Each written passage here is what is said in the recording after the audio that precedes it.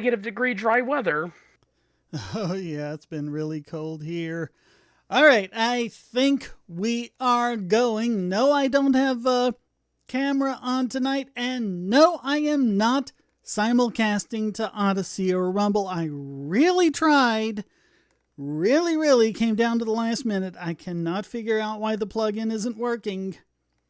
But I just YouTube tonight, and no me on the screen either because I didn't have time to get all that set up for the camera. But I'm here. I'm on. How you doing, Chris?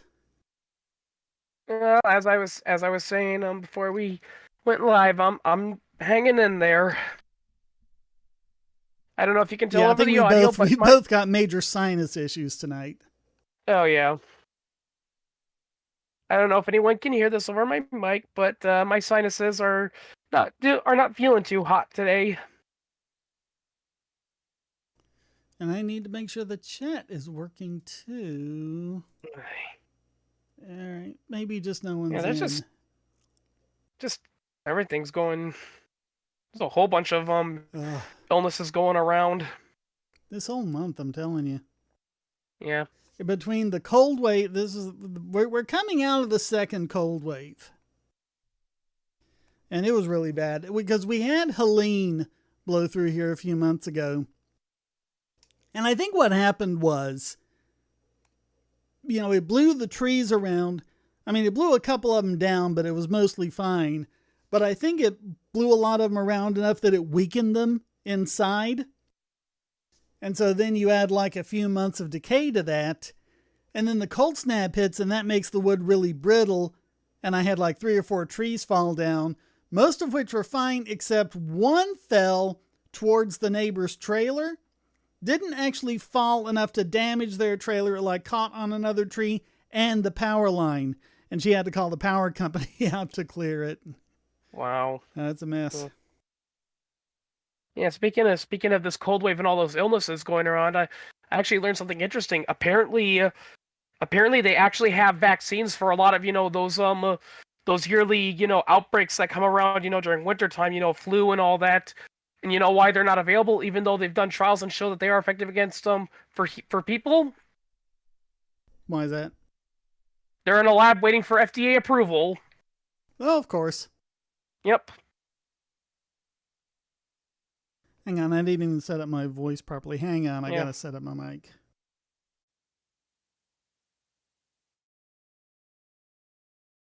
Okay, that might sound better. Yeah. Ugh. Are we live? Are we going? I don't see anyone. We usually have people in the chat by now. I'll refresh and see. Looks to me like we are. Yeah, we are. Maybe we got some late showers. Yeah, it's just that kind of day today. Yeah. Yeah, and speaking of FDA, apparently they're recalling everything now. Oh, all sorts of things, yeah. Yeah. Yeah, it's like And forget about Obamacare is rearing its nasty head on me again because once again I had a plan and I didn't get to keep it. So I have to switch insurance companies again. I have to go to Blue Cross Blue Shield. Yep. And who knows how they'll be. I mean, Aetna wasn't bad. Aetna was just doing things like sending me the things like try acupuncture instead of opioids. It's like, oh my God, but we'll see what Blue Cross Blue Shield is like. I started them in February. You mentioned that because of the negative connotation that the media portrays opiates as. You've mentioned that when you go when saying, yeah, I genuinely will be medically dependent on opiates for the rest of my life because I have permanent pain that will never go away. They're all like, oh no, we don't want you to get addicted. So here, try something else. Yeah. Yeah. Oh, it's gotten bad. It's gotten to the point where they're saying, if you go to the hospital to have any kind of surgery or anything done, make sure you have the prescription for opioids in hand. Make sure you have it filled before you go under the knife. Because there are people who are coming out and then they can't get their prescriptions and they are in absolute agony. Yeah. Which, if you ask me, is medical malpractice. And And the worst part are those people that are saying, well, the reason why you're in so much pain when you don't get your opioids is because you're clearly addicted, ignoring the fact that's not what a chemical dependency is. I think I Yeah. mentioned this before. I'm addicted to opioids the way diabetics are addicted to insulin. Yeah. And I brought it up before, an addiction is not where, you're dependent, you're physically dependent on a drug because you need it because you have a chronic condition. It's because an addiction is when there's nothing wrong with you that requires the drug, but you still psychologically crave it. Yeah. If you have an underlying condition that means you need it, it's not an addiction. Yeah. An addiction to opiates would be like if by some miracle, all those injuries you got from your car accident, were to heal over, your nerves were all better, but you still said, but I'm still feeling pain, I still need the drugs. Then that would be an addiction, but you're not. Yeah. Yeah. I know, it's very Wonder real. if YouTube's pain is not just something that's in your head. Pain is not something. There's this whole thing going around about all these seminars to train your brain away from pain. And you know what that reminds me of? Remember this thing, Pray the Gay Away? That's basically what it is. I mean, to be fair, there is, to a degree, there is a psychological edge, and it is good to learn, mental coping skills with pain. But the pain's still real, and you still need the chemicals to help that, Well, and if you don't get pain down to a certain level, those mental coping skills are not going to do you any good. Yeah, exactly. We need the medicine to get our pain down, because the medicine does not get rid of the pain. It just gets it down to enough levels that you can cope with it. Yeah, like I said, I was about to say, it's, the mental part is for, the pain that the drugs can't, because you've mentioned, there is unfortunately some physical condition where even the strongest opioids aren't gonna bring it down, but they make it tolerable, Yeah. But I mean, untreated pain can result in all sorts of problems with all sorts of systems, neurological systems, even your digestive system. There's a study I still have to sit down and read through, but apparently, according to this study, it's possible that untreated pain could lead to permanent brain damage. Yeah, I remember reading somewhere that if you're in too much pain, you can actually your nervous system. I don't know what the proper medical term is, but you can go into neurological shock because your nervous system is just getting all these pain receptors that your brain will literally just say, F it, shut it out, shut it down. But in the process, it shuts down. Yeah, because your brain is trying to cope with all these inputs, and it doesn't know how to cope with it. And so all it knows to do is to destroy those connections. Yep.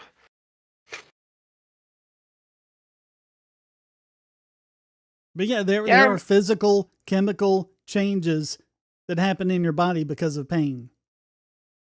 It actually reminds me of an old Penn and Teller, BS episode when they were doing circumcision, and one doctor who was defending circumcision says, all the babies I performed circumcision on, they immediately fall asleep afterwards. And another doctor who was looking at the footage shows that it says that's not an infant falling asleep. That's their body going into neurological shock. Yep. Yeah. Speaking of circumcision, what is the dumbest argument for doing it too? Is that they go, well, they're babies. They won't remember the pain and all that. It still has a lasting effect. Yep. Oh, hey, we got chats. Ronald Skekkel, Fighting Zenithian, made it over from Rumble. Good to see you here. Yeah.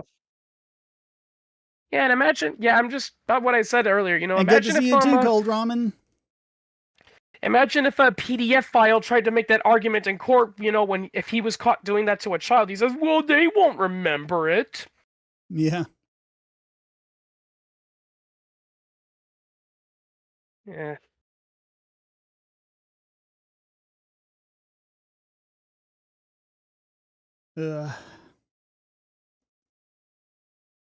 It looks like Zen wants to talk about the Bourbon Street attack. I think he's talking about, what was it, a Ford F-150 that someone drove through the streets there, and I don't know what the death toll was with that. But in New Orleans? Yeah. Yeah. Also, speaking of a massacre, you know that Why don't mass we sue? Why don't we sue Ford the way they sued Remington? Oh, you sold a truck to a dangerous person. You should have known better. Yeah. Because we don't do that with anything else. Well, the UK is starting to do that with knives now after that mass stabbing last month. I think all these recent mass stabbings are clearly demonstrating that the UK's tough weapons laws aren't working. And what's their conclusion? Well, we just gotta regulate more. We gotta set up a police squad to crack down on knife crime. And once you get rid of all the knives, it'll be screwdrivers and potato peelers and whatever else. Yep. And sharpened sticks. Yep. You're just gonna have to make a rule that says screw it, from now on, everyone, when they're born, they must get their arms chopped off, and instead they'll be assisted by either a trained monkey or a robot machine. That's it. Because we can't trust you with your hands because you're gonna use them to hurt someone. Yeah.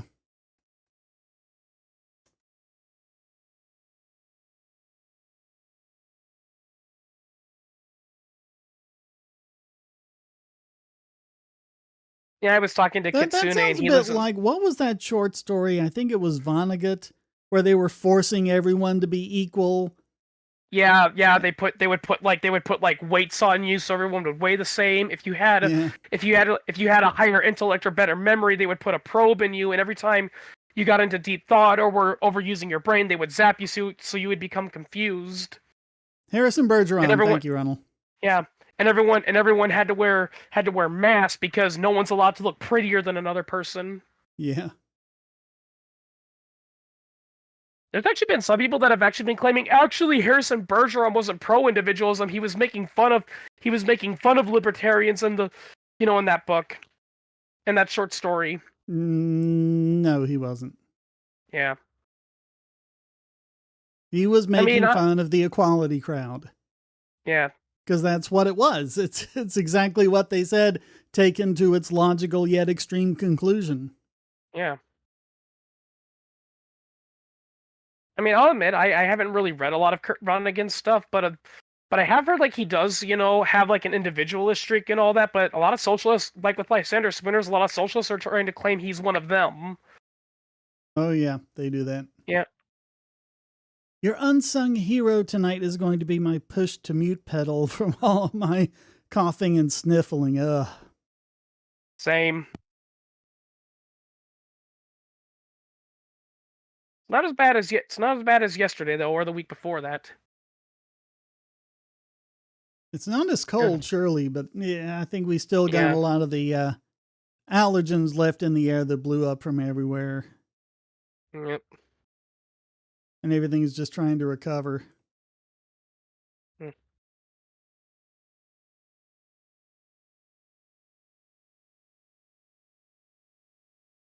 By the way, did you see that thing I posted in the live stream? I mean, not the biggest bogon emitter idea.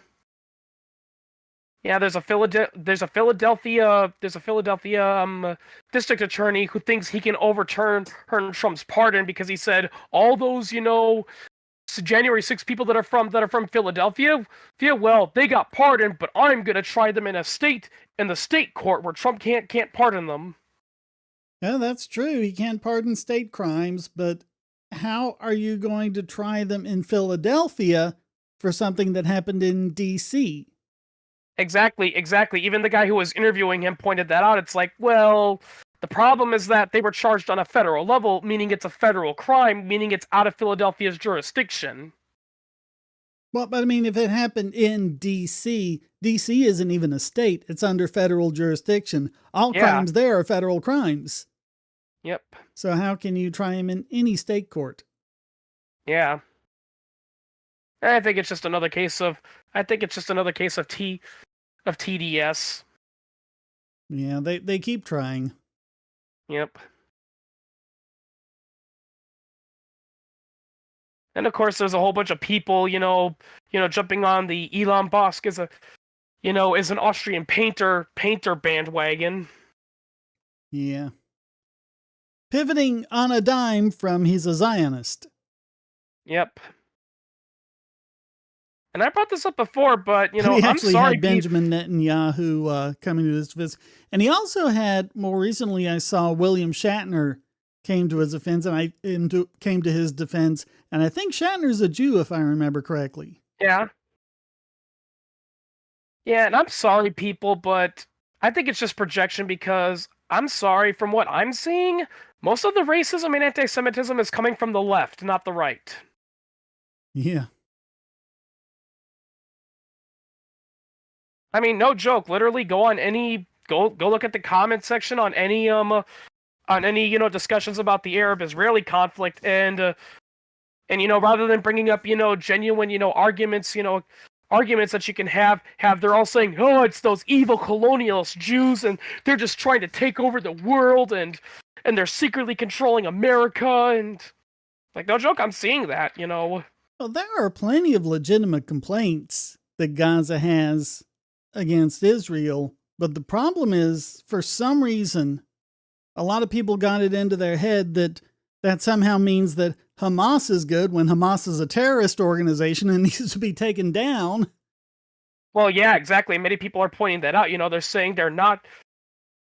I mean, because that is one pet peeve I have, with some of those, pro-Palestinian people, is that they're also pro-Hamas and all that, and they're trying to say, no, they're not Hamas isn't anti-Semitic. They're a grassroots people fighting against the evil fascist Israel, and it's like, if you read their own mission statement, they are dedicated to the annihilation of a Jewish state.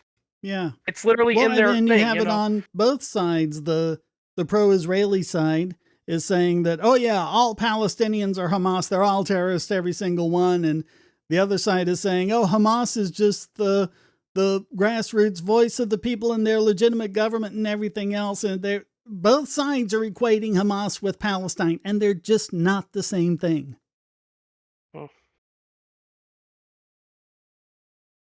Yeah, I think one need not be good in order for the other to be bad. And just because the government is bad doesn't mean the people are.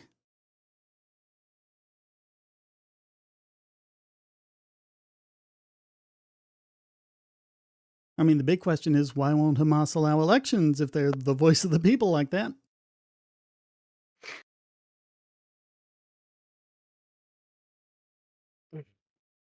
I mean, at least do a phony election.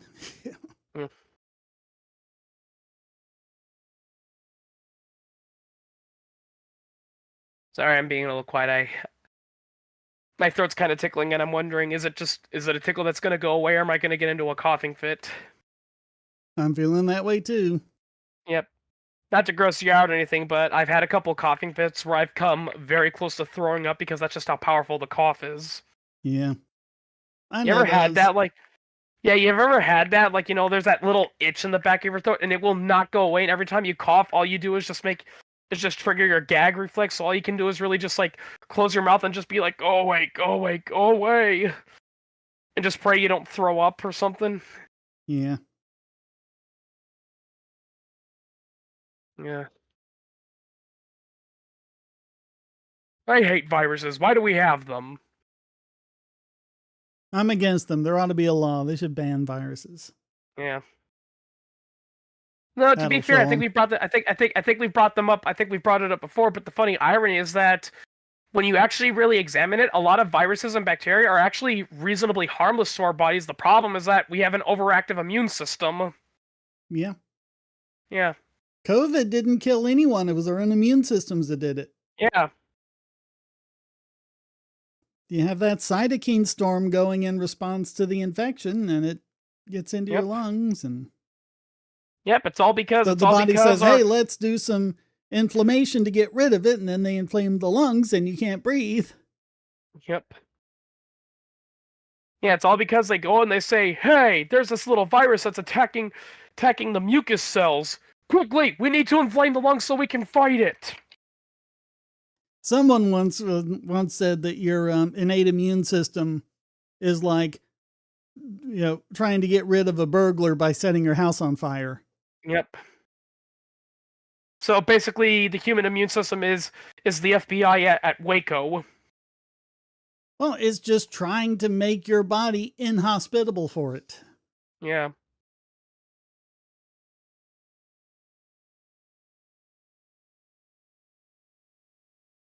Yeah, it's like, oh, don't worry, we'll get rid of this cold virus. We'll crank up the internal body temperature to 108 degrees. But Mr. Brain Cell, won't that...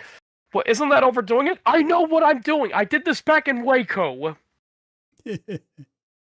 Yeah.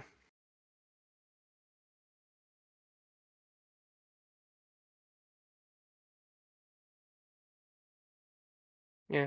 That is one little detail that a lot of stories get wrong about Waco, though. It wasn't necessarily the ATF that burnt the place down, it was the FBI. Yeah, the FBI had long taken over from that. The ATF started it, but the FBI took over. Yeah, basically the ATF went in, and because they completely botched up the raid, the Branch Davidians thought they were being attacked, so they opened fire. The ATF said, hell no, and they basically said, the FBI, hi FBI, it's your problem now.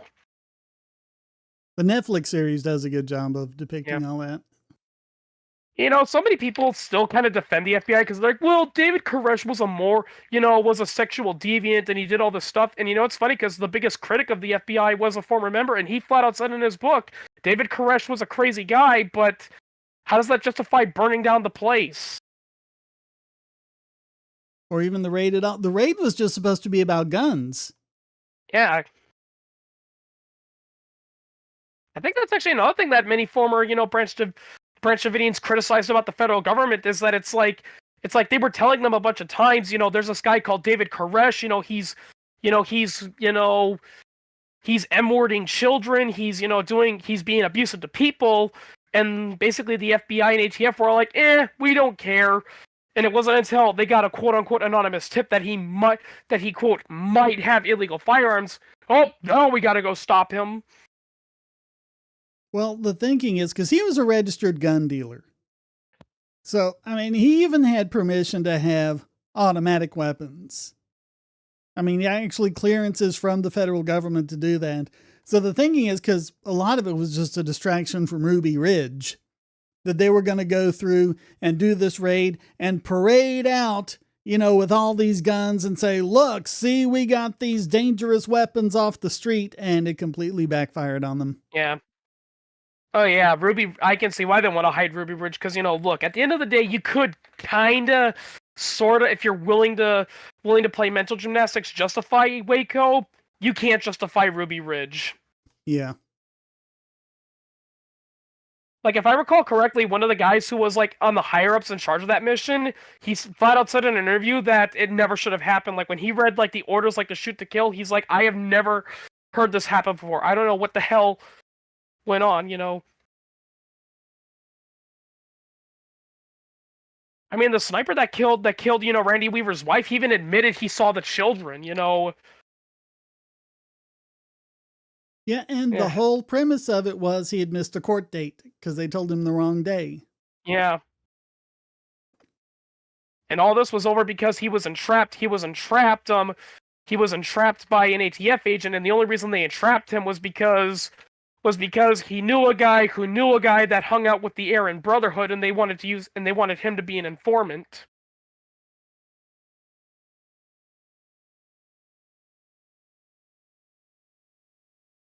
That's another thing I hate too, is that even after he was pardoned of all the charges, he still had to serve time for missing his court date. Yeah. Yeah. Which is ridiculous because it was on record of him being told the wrong date. Yeah.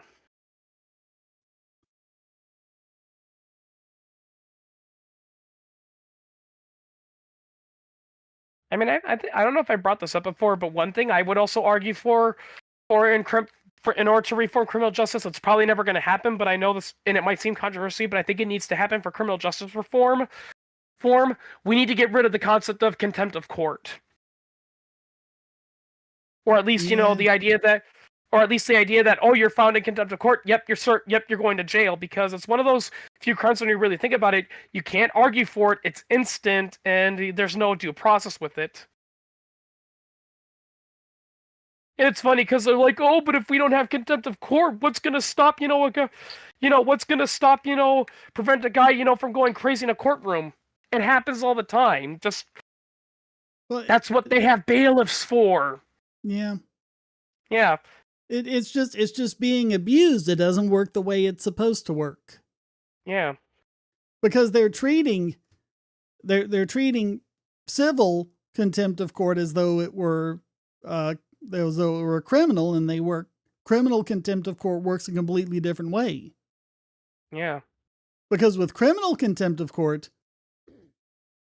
you are supposed to have due process. You have it in a different court, maybe even a different jurisdiction, because that judge is a witness to the crime, so the judge cannot oversee that. Civil contempt of court is what is usually depicted on TV. You know, you didn't hand over the documents or whatever it is you're supposed to do. And so they put you in jail, but they're supposed to give you, as they say, the keys to your cell. In other words, you just do the thing they want you to do. You turn over the document they want you to turn over, and then that's it. You're done. You're out. And you just move on. But judges are using civil contempt of court to punish defendants that they don't like. Yeah. And not to mention, I have read up, and apparently some cases of the contempt of court aren't even really contempt, and they're literally just things like, questioning the process, Yeah. I have actually heard, from some lawyers, say that's actually one of the reasons why lawyers more often than not advise you to keep your mouth shut throughout the entire process, because some judges, like I said, if you even raise a question, like, and it's a genuine, legit question or concern, the judge will say, nope, you're in contempt, get him out of here, 30 days in jail. Yeah, which is not how that's supposed to be. The 30 days in jail thing is supposed to be criminal contempt of court, which they're not supposed to be able to do unilaterally. But they allow it. Yeah, because there's nothing to oversee it. It's just like you get a completely corrupt judge that's completely embroiled in the case, and you're like, Judge, I think you ought to recuse yourself. And of course, the irony being that a judge who isn't corrupt is going to worry about the appearance of impropriety and recuse himself. The judge that really is embroiled in is like, no, I want this case. I'm keeping this case. Think Engeron, think Mershon, think Tanya Chutkin. Yeah. They had no business sitting in on those cases. Speaking of judges, we need to find, now that he's free, we need to track down we need to figure out some way to track down that judge who sentenced Ross Ulbricht, and we need to hold her legally responsible. At the very least, she should be permanently disbarred from practicing law, because... Yeah. Here's the thing, people. Ross Ulbricht, he didn't kill anyone. He didn't commit any serious crimes. All of his so-called crimes were victimless. Yeah. He made a website, and as many people have pointed out, he got a worse sentence than El Chapo, an actual narco criminal. Yeah. Yeah, if I recall correctly, Ross Ulbricht, he got 2 life sentences plus 30 years, and El Chapo just got 2 life sentences plus, I think 20 or 30 years. Yeah. And El Chapo Ross was actually, double life plus 40. Yeah. And El Chapo actually killed people. Yep. Oh, that whole case was screwy. Yeah. But yeah, the thing about a recusal is there's no one you can really appeal it to. It's up to the judge himself whether or not he's going to recuse himself. And if he says, I'm not going to recuse himself, you can't do an interlocutory appeal on that. And I think you should. I think you should be able to go up to the appellate court and say, look, this guy is embroiled in it. This guy is not in any way unbiased. He needs to be recused.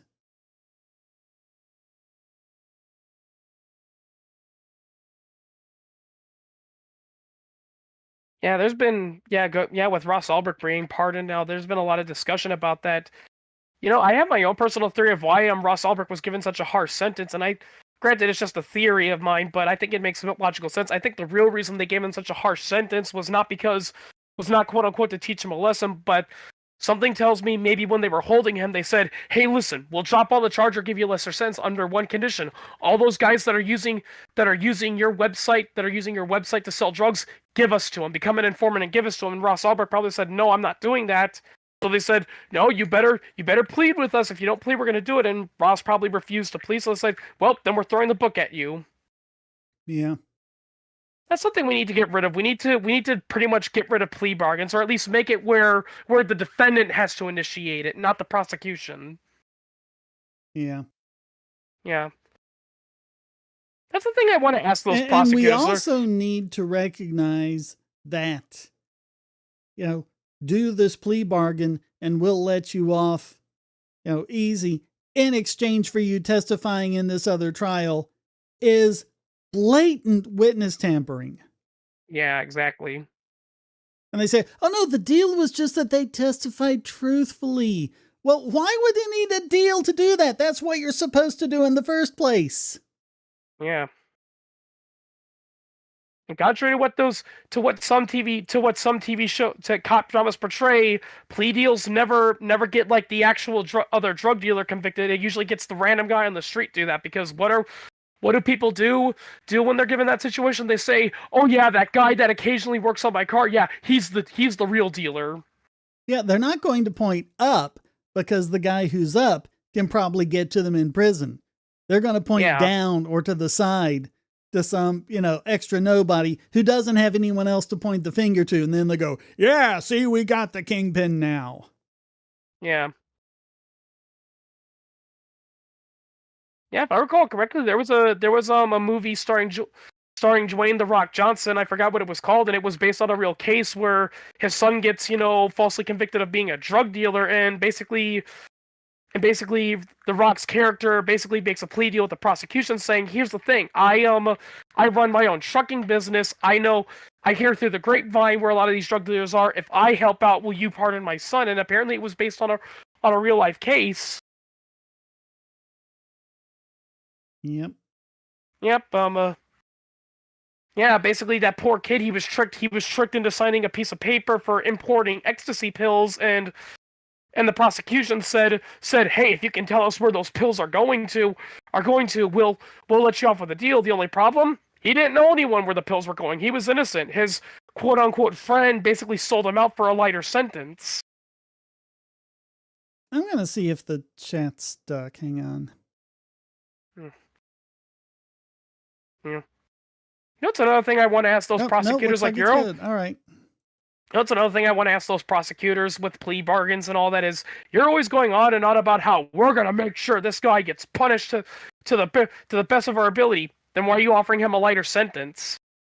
Yeah. If you truly want to be tough on crime, you should be saying, "Oh no, you ain't pulling that plea deal on us. I'm gonna do everything to make sure you're locked up to you're 510 years old." Either they were overcharging to begin with and they knew it, or they're just going to let the guy off lightly so they don't have to do as much work. Yeah. It's one or the other. Yep. And we know they overcharge. That's how they end up piling on dozens and dozens of, he's charged with 67 counts of this. And you're like, 67 counts? You're just accusing me of one thing. Yeah, but you did this, and then you walked into the next room, and then you wrote a thing down on a piece of paper, and then... Yep. That's like what they did with Roger Ver. Every little step he took was like another offense, and because at one point he had sent something in the mail, they added mail fraud to it. Yeah, exactly. Many people fail to realize, let's say if you're caught, many people say, let's say you're caught stealing something, if you're caught and convicted for shoplifting from a store, what do you think you're going to be? What do you think you're going to be? You're going to be, charged with. A lot of people would say, well, I'd probably just be charged for stealing, right? Nope, you'd be charged with theft, unlawful trespass, lying, deceitful, all this stuff, disorderly conduct, everything. And especially if they can tack on conspiracy charges. Oh yeah, they might say conspiracy charges because you called someone and said, I'm going to try to see if I can steal something from Walmart today. They're going to say, oh, that's conspiracy. And if you're arrested by the cops and, you say, hey, I didn't steal anything, and be defiant, they're going to say, oh, yep, they're obstructing, they're being disorderly, all that stuff. Resisting arrest. Yep. My favorite is when they arrest people for resisting arrest without having arrested them for anything to begin with. Yeah. And people are like, well, what was it I supposedly was being arrested for when I resisted? Oh, that's irrelevant. Yep. Yep. As one ex-cop who blew the whistle on the corruption in his police department, that's what some police officers call it. It's called a POP charge, pissing off the police. Yeah. Yeah. You said something we didn't like, or you made us have to work, so we're gonna file a bullshit charge on you.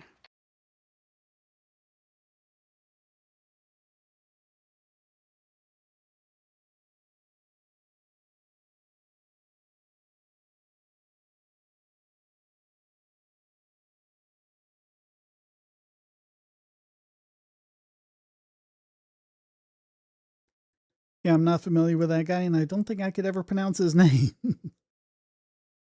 Oh yeah, he was that Japanese communist that got stabbed to death during a live debate. Yeah.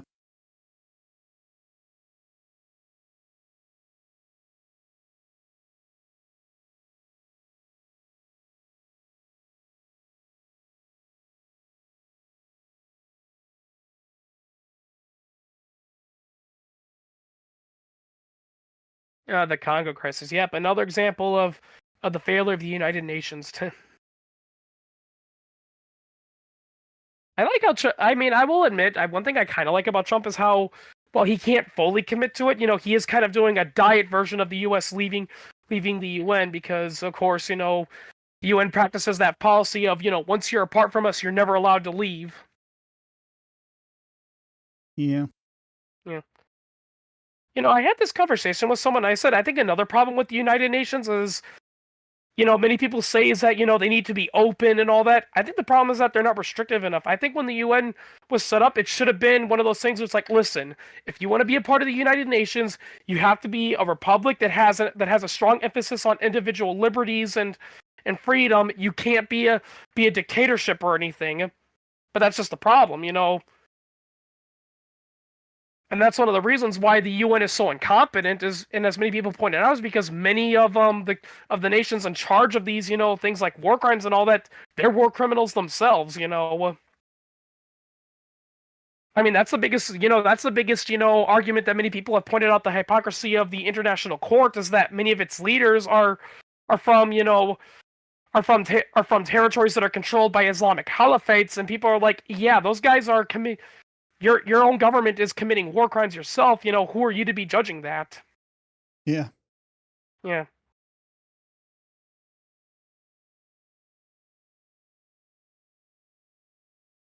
I think if we must have a United Nations, it should be like that. It should be one of those things where it's like, I'm sorry if your government is a totalitarian dictatorship or a religious caliphate, whatever, you're not allowed in. It just shouldn't have any authority, really. It should just be a forum for debate, for diplomacy, or whatever. Mm. It shouldn't have any lawmaking authority or court authority or anything else. Of course, some people say, "Boo!" But that's what happened to the League of Nations, and the failure of the League of Nations is why World War II started. No, the League of Nations failed because they excluded Germany. Yeah, it's because it didn't work that way. Yeah. It ended up being a good old boys club.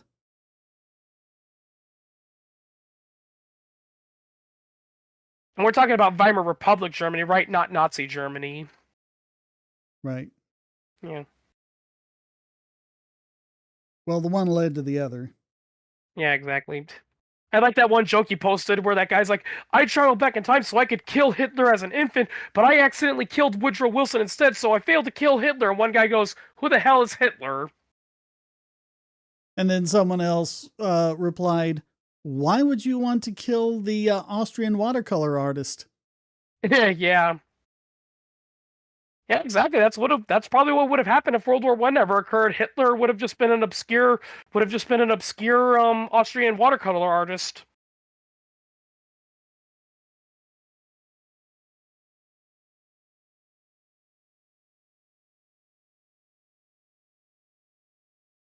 Like, I'm not gonna lie, do you know how many modern day political problems can be traced back to World War I? Oh yeah. Yeah.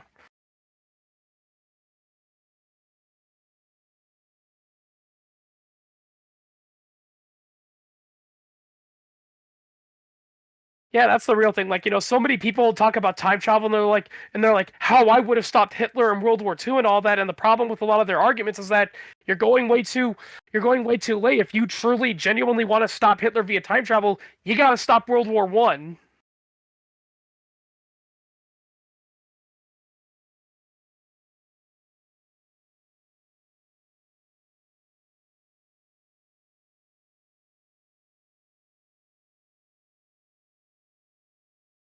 Hmm.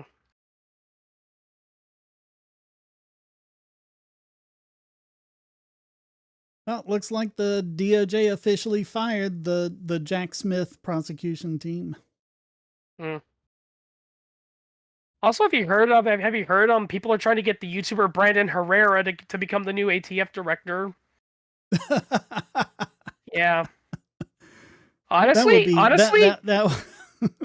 honestly, and I kind of Brendan want to Her pop popcorn if that happens. yeah. Honestly, and Brendan Herrera has kind of pointed it out. He is technically the most qualified for the job because for one thing, he actually freaking knows how guns work. I mean, he literally designed his own gun, which is an AK-47 that fires the 50 BMG round. He can tell the difference between a gun and a hunk of iron dug out of the ground. That Yeah, puts him ahead of the Biden ATF. yeah. I mean, if I recall correctly, the last guy couldn't even disassemble a Glock. I mean, they were literally making the definition of firearm so floofy. The judge said, you could just why couldn't you just apply your definition to any hunk of iron dug out of the ground? And they didn't have an answer for him. Yeah, I remember John Stossel brought it up. There was that one case in New York where a guy was charged for bringing a gun aboard an airplane, and they say, what do you mean I had a gun? I didn't have a gun aboard an airplane. And they finally tracked down the gun, and what was the quote unquote gun? It was a spare magazine that was empty. Yeah, Mr. No has a point. If you just go back and just don't have all those entangling military alliances to where, just the assassination of an archduke is just about, getting the people who assassinated him, and it doesn't, get embroiled into this big war. Yeah.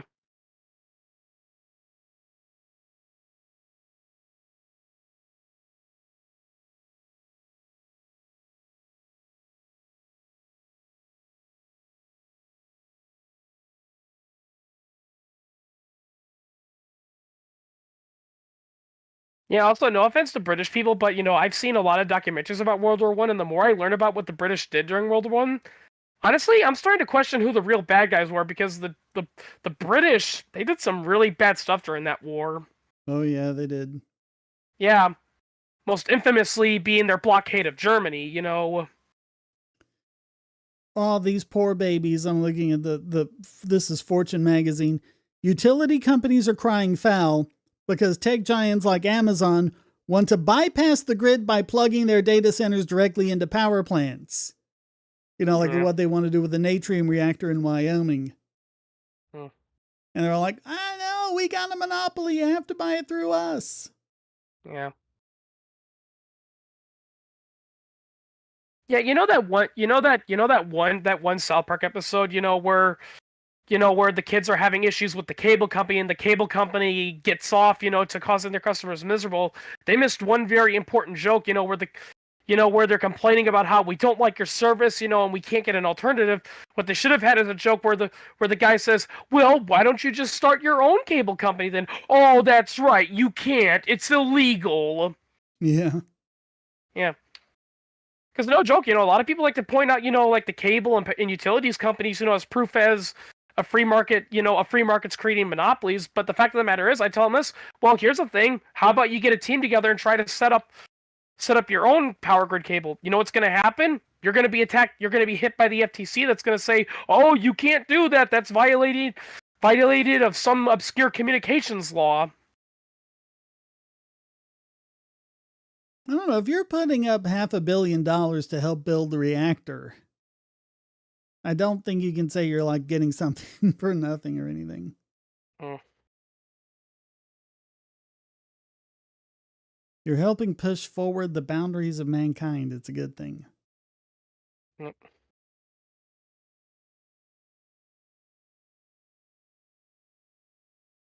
Yeah, I've been kind of on a South Park binge lately. I've been watching a lot of it lately. It's one of the few things that calms me down with all the screwy stuff going around. Yeah, here's a bit of free advice, people. If you are suffering from seasonal affective disorder, the last thing you want to do is read the news to try to distract yourself. Yeah. Yeah. Because we were also talking about this before we went live, is all those FDA recalls, and like people are complaining of food price. It's like forget about prices. It's we can't buy anything because the FDA keeps saying, oh, this something had an improper label. Recall it. Recall it.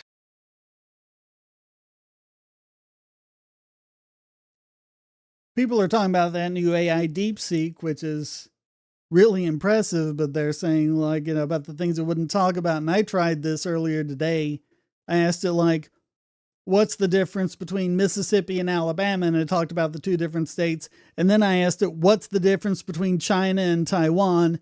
And it just instantly came back without even thinking and said, this is the sort of question I couldn't answer. Why don't you ask me a question about math or programming?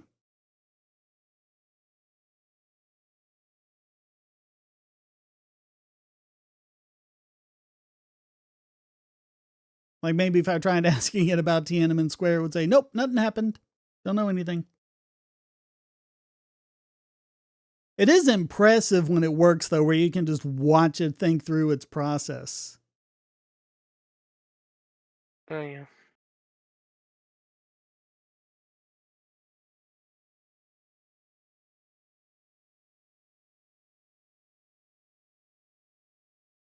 Yeah, you mentioned Tiananmen Square. Yep. Yeah, apparently in the entertainment industry, when you're dealing with China, there's that thing I heard. If you don't want your film to get banned in China, you can't mention the three T's: Taiwan, Tiananmen, and Tibet. Yeah. Yep. Yeah, everyone knows. Everyone knows. Tibet was peacefully annexed by the People's Republic, and the Tibetans voluntarily chose it. Nothing happened at Tiananmen Square, and Taiwan is 100% a part of China and always will be. Yeah, yeah. Especially on the Taiwanese part, it's that classic. Oh no, the Taiwanese people, the Taiwanese people, they absolutely want to be a part of China. They just don't realize it yet.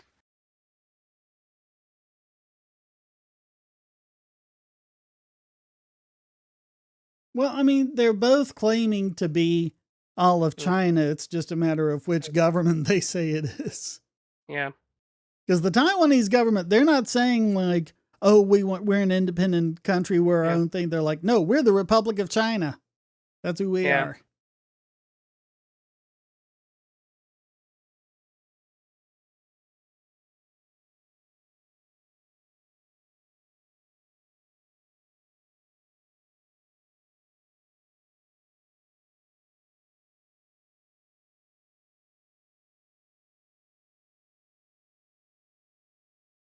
While YouTube is showing you hours of unskippable ads. Oh man, when I watch YouTube on my phone, where I don't have an ad blocker, it Yeah. can get The terrible. worst part, the worst part is that lately they've actually been developing ways to get past ad blockers now. Like, because I have an ad blocker on my laptop, and sometimes it still doesn't work. It's an arms race. Yep. Redditors have been sharing screenshots showing that they've been served ads with runtimes as long as 3 hours with no skip button in sight to watch videos that are much shorter than the ads themselves. That should be a rule. The ad should not be longer than the video. Yeah. And the worst part is that, like, there's ads for YouTube videos that are only like 15 seconds long, and I'm just like, listen, if the video is less than a minute long, why even bother? Yeah.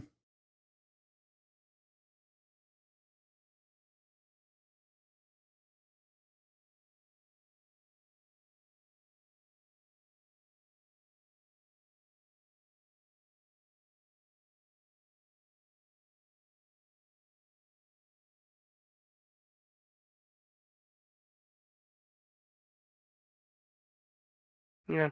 Also, when are Okay, companies this is going to learn? dirty pool. The Intercept. I think I talked about this. Did I talk about this on the podcast? The FBI's warrantless searching was ruled unconstitutional.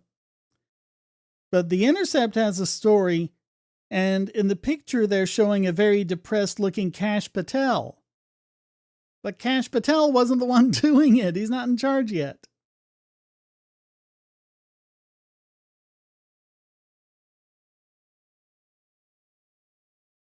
They're going to do this for the next 4 years, aren't they? Yeah, probably. Yeah.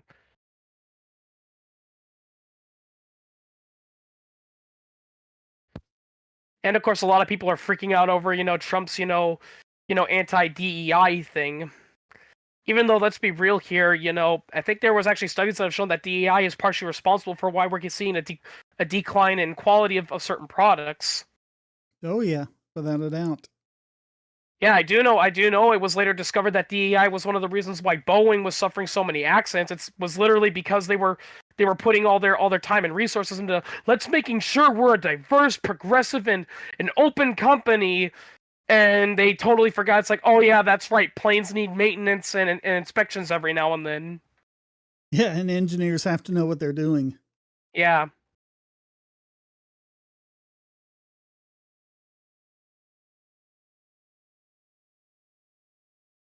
That's a funny paradox that I always hate is that people are like, you're being colorblind. That means you're a racist. Why? Because you're not acknowledging stuff that happens there. It's like, no, I'm being the exact opposite of racist. I'm not paying attention to it. Yeah, just hire people based on merit. Yeah. And if you think that's racist, well, that's what we call the soft bigotry of low expectations. Yep.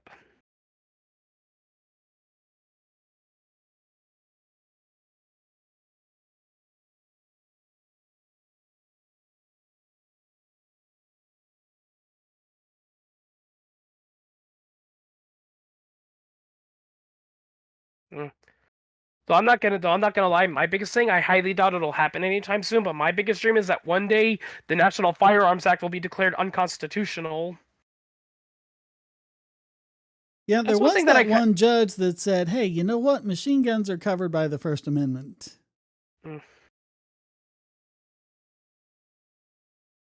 Like, I mean, don't get me wrong. One thing I kind of wish, that some, mini gun Second Amendment activists would do is that you need to focus on the NFF, because if we can get rid of the NAF, then pretty much every single gun law will fall, because that's literally the basis they use. I don't know what the Endymion Parade is.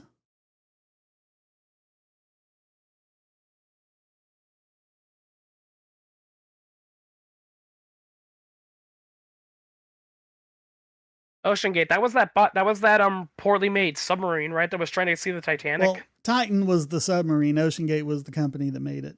Oh, yeah. Another case of DEI hires. It was like, we need engineering to be something other than old white men. So we're hiring young, diverse people. Okay, but do they know what they did? Do they know what they're doing? Well, apparently they didn't.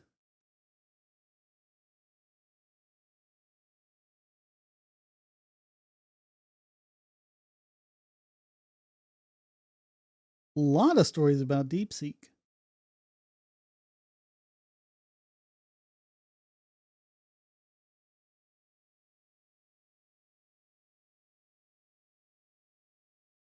Yeah, I don't know if I read it. I think you might have mentioned. I think you might have read it, or I might have put it on there. But I saw. Speaking of Second Amendment, I was seeing this one comment. This debate of should the Second Amendment be changed. You know what I think? I think the Second Amendment should be changed. It should be changed so the part of a well-regulated militia is completely removed, and it just says the right of the people to keep and bear arms shall not be infringed. Because let's be real here, the whole well-regulated militia part, that's commonly what a lot of state governments used to make the argument, to pass gun control laws, even though it's completely unconstitutional, is because they go, well, it's the militia, and since the militia is controlled by the state, that means the state has some degree of authority to designate, what's allowed and whatnot. When the whole purpose of that clause was completely the opposite. Yeah. Yeah, if we ever have a time machine, we need to go back and show the founding fathers proof of what the second amendment will be misinterpreted as, and I'm pretty sure more than likely James Madison will contact his secretary and say, yeah, you know that Second Amendment part, scratch out the well-regulated militia part, just say right to keep and bear arms.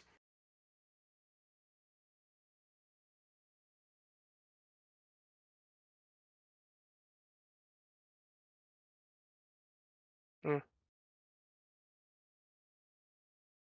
And by the way, I brought this up, I think I brought it up in the AMA, like I've no joke, I've seen some people argue that the 10th Amendment gives states the rights to restrict guns because, well, it's the 10th Amendment, right? The Second Amendment only stops the federal government from banning guns.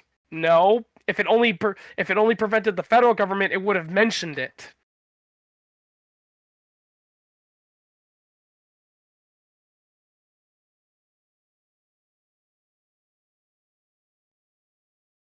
Like, that's another thing that many people need to realize. Why it's important that civilians read the Constitution, because it's arguments like that are the reason why people get away with tyranny. Like, a perfectly good example is some presidents, will use executive orders and all, and they say, well, it's in the Constitution because it clearly says right here that Congress shall not, do this and that. It's like, well, here's the thing: if it doesn't mention you, it's not because, if it mentions Congress in particular, it's not because they're giving the president authority. It's literally because you don't have that authority to begin with. You there, Shane? Yeah, sorry. More coughing. Oh, okay. Yeah, yeah, when the Constitution says, Congress shall not do this or that, they're not saying that, to give the president or the Supreme Court power. It's literally there to say, Congress, we know you have the authority to do this, but you cannot use that authority to abuse it for this certain thing.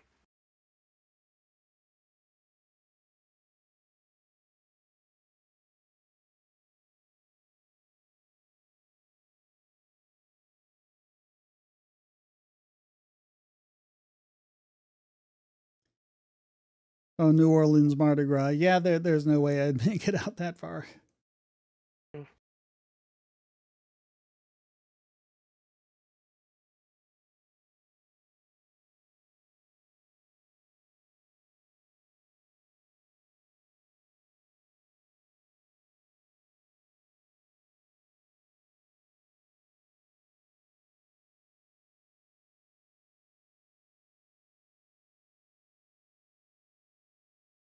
Yeah, New Orleans.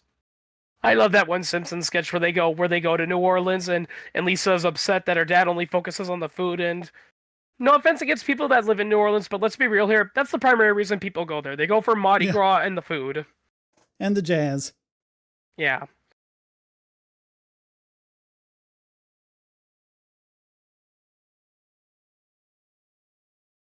Also, fun fact about that comedy skit: all those restaurants Homer's eating outside of, they're actual restaurants. Yeah. Though good luck trying to visit them one time, because unfortunately they're those types of restaurants where you need a reservation, and because they're so well known, more often than not, they're backed up for months.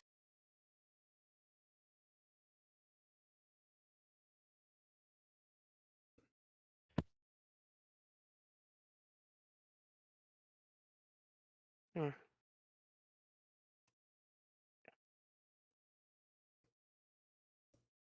And strip clubs. Every place has a strip club. Yeah, everywhere is known for their strip clubs. Yeah.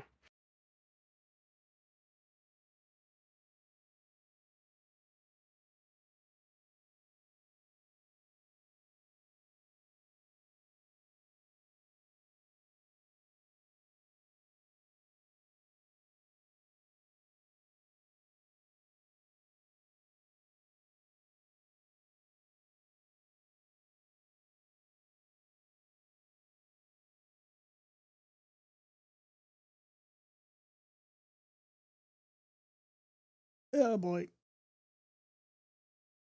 I think I've reached the limit of Mucinex and Hall's cough drops. Yeah, exactly. I know you mentioned that it's a problem with opioids, but I think it's a problem with a lot of over-the-counter medication in general, because they always say, like, it lasts 12 hours. It'll last 12 hours. Just take 2 pills and it lasts 12 hours, and then 4 hours later your symptoms return, only with only with a vengeance. That's what happens to me with that over-the-counter one they say to use instead of pseudoephedrine. Like you're supposed to take one every 6 hours. I take it and it works for it. Well, it sort of works, not as well as pseudoephedrine, but it sort of works for like 4 hours. And then all of a sudden I'm feeling a lot worse than I was before I took it. Yeah. And then of course there's those activists that say, "Oh, see, that's a sign that painkillers don't work and that's a sign of dependency." It's like, "No, I think there's something else going on." Yeah, because there's lots of medicines that work like that. Yep. But the only thing that happens with the opioids is the pain just comes back. Yep. Hey. Yeah, a lot of people fail to realize, all this legal litigation and all that. That's another reason why healthcare in America is so expensive. It's not just government regulation; it's literally the fact that the government makes it easy to sue doctors. Well, that's what it's all about. It's about suing doctors and the pharmaceutical companies for pushing the addiction crisis and the overdose crisis when all that's driven by black market heroin and fentanyl. Yeah. Yeah, in fact, lawsuits are the real reason why doctors often will do things like that's actually another reason too why before the opioid thing came up, that's actually the real reason why doctors in the past, would over medicate or they would prescribe, unnecessary procedures. It's not because they were gouging you, it's because they were afraid of being sued. They were afraid of if we don't provide this guy with the right with the medicine, or if we don't do this, something's going to happen and he's going to turn around and sue us.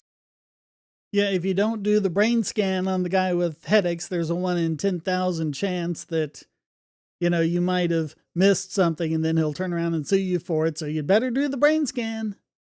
Yep. Yeah, and I mean, when John Stossel did Sick in America, that's literally, what one doctor's, that's literally what one doctor said. We do this, that, and many patients, and I can confidently say as a medical doctor, they don't need, but we do it because we're afraid that, we might accidentally miss something, and even though it's a 1 in a million shot and rotten luck, the person's gonna turn around and say, "Hey, you didn't do this for me, and now I got cancer. I'm gonna sue you."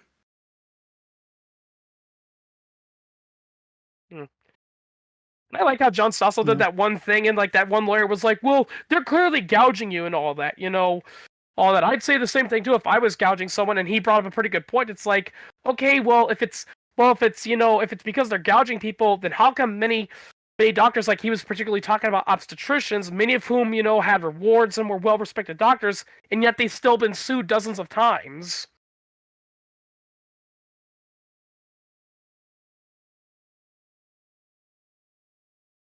Yeah, I think that was that special he did about oh, what was that guy's name? He ran as as John Kerry's running mate. He was that one lawyer that sued hospitals because they didn't perform C-sections, and that caused cerebral palsy. What was his name again? I don't remember his name. Yeah. But yeah, it was stupid and all that, and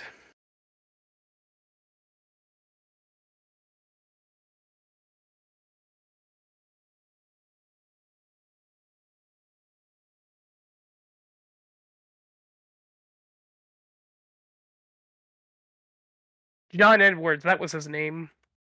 Oh, yeah. I should have remembered that. He was a senator in my state. Yep. He was a senator and a lawyer, and prior to that, he was a lawyer. He of the $200 haircuts. Yep. He successfully sued a bunch of Yep. In 1985, he successfully sued a bunch of obstetricians because he claimed he claimed that you didn't do a C-section, the baby got stuck in the birth canal for too long, and that caused brain damage, which led to cerebral palsy. It cost the doctors a lot. It cost doctors in hospital a lot of money. It went up. C-sections went up, and as one obstetrician pointed out, there has not been a drop in cerebral palsy. Yep. Because it turns out cerebral palsy is caused by faulty genetics, not anything the doctor does in the delivery room. Yeah. It's not your fault. It's not the parents' fault. It's just bad luck,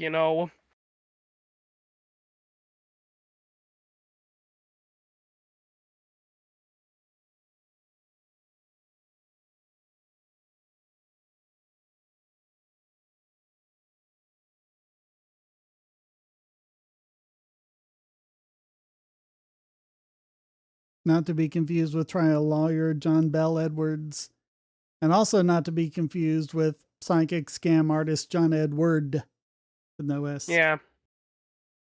The biggest Yeah. douche in the universe. God damn it, I'm not a douche. I make people feel better. So does heroin. Yeah.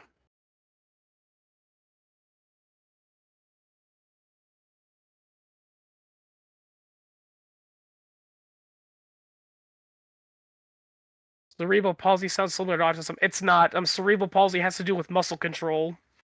Yeah, I'm trying to remember if it was cerebral palsy. There was that one treatment we talked about on the podcast where it's basically back surgery, but it's not that difficult. They just basically they sever a small nerve cluster in the lower spine. But if they do it early enough, it's just some of the sensory nerves. And I don't even think they have to sever them nowadays. But if they do it early enough, then then they can walk fine and they don't do the weird kind of limping around that they tend to do. Yeah. But the NHS, even though that had been done repeatedly over and over in the US for many, many years, the NHS wouldn't allow it because it was experimental. Yeah, it's really sad about cerebral palsy because the sad reality is that even though a lot of people with cerebral palsy, even though they look and act like they're cognitively disabled, a lot of them actually are mentally they're fully functional. Yeah, it doesn't affect their intelligence any, but yeah, it affects their motor function. It can affect their speech patterns, and they can come across like that. Yeah, because things like that are more of a struggle for them. Yeah, there's one YouTube channel which is run by a family, and and the guy who runs it, he has a brother that has cerebral palsy, and he's confined to a bed, and he looks like he's cognitively disabled, but he's perfectly functional, and he actually has one of those voice chats where you actually communicate by where it tracks your eye movement, and that's how he talks. Yeah. Yeah, he tracks his eye movement, and he looks over at certain sentences and what he wants to say, and he's actually, kind of a smart mouth. Yeah. It's kind of similar to that software they developed for Stephen Hawking. It's a little more sophisticated because he can do more with eye movements than, because he couldn't really do that. All he could do was twitch a muscle. Yeah.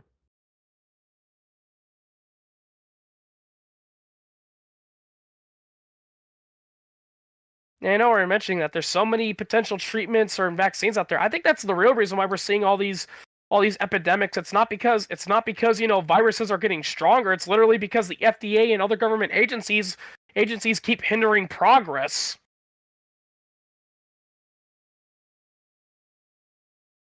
Well, and how many resources would be put in to finding a broad spectrum antiviral if there was a reasonable chance of getting it through the FDA?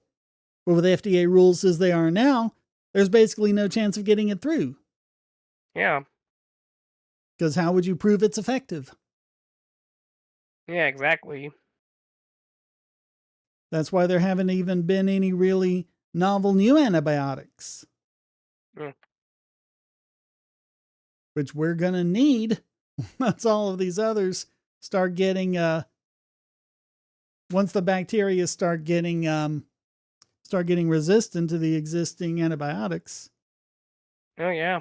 Because the new antibiotics are just tweaks of the old ones. Yeah.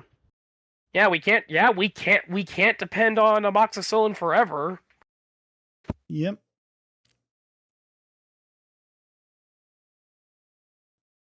Sulfa and amoxicillin and all those, yeah. Yep.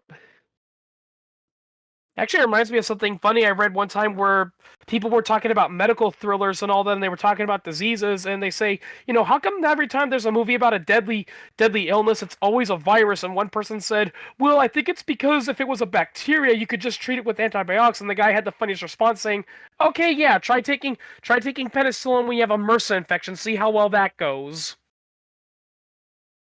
Yeah. Yeah. For those of you who don't know, penicillin has zero effect on MRSA. I think you can use some of the bigger, more designer antibiotics and have an effect on it, but they're pretty hardcore. Yeah. Yeah, I don't get why viruses get all the attention in like those medical thrillers, where there's like a new pandemic, it's always a virus, because like some of the worst diseases in the world aren't caused by viruses, they're caused by bacteria. I think it's either because virus is just, the word and they don't understand the difference, or maybe because viruses are a little more mysterious. Yeah. I think it's because of that, because like, yeah. If I recall correctly, like there's still debates within the medical field that basically what exactly viruses are. Like we understand, that they're basically protein remnants, from microscopic organisms long since past, but they're still figuring out, well, if they're technically not alive and they're just scraps, how are they mutating, changing, and doing all this? Yeah. Do they count as alive or not? That's still an unanswered question. Yeah. Because they can't reproduce on their own, they have to attack a host cell to do it. Yeah. But then you could make a similar argument with parasites. Yeah.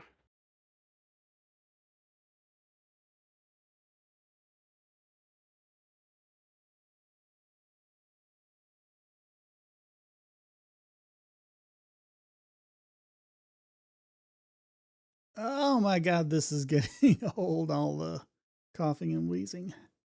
Yeah, same. Thanks, FDA.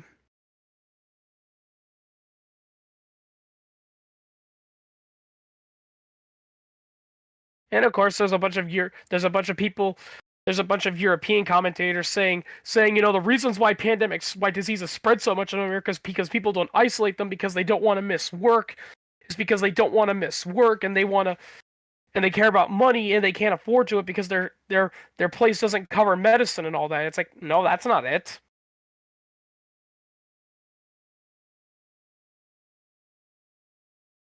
And you want to know something too, and I've actually heard this from people, maybe bosses would be much more open to giving you more paid vacation and paid sick leaves off if the cost of hiring labor wasn't so damn high. Yeah. Because you might have time off, but they still have to pay all of the taxes and everything else they have to pay for hiring you. Yeah. They don't get a vacation from that. Yep.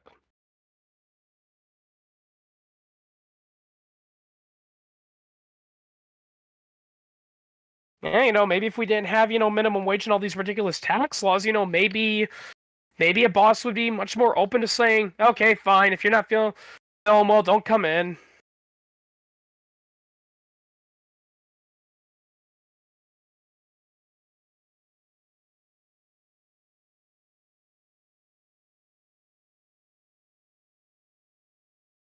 Or, and I know we were discussing this better. Another better thing could be is if the FDA it would get out of the way and we could actually develop proper vaccines for a lot of these common winter viruses, because they're available. There are viruses for a lot of winter flus and all that. I mean, vaccines, and they're literally just waiting for the FDA to get approval of them.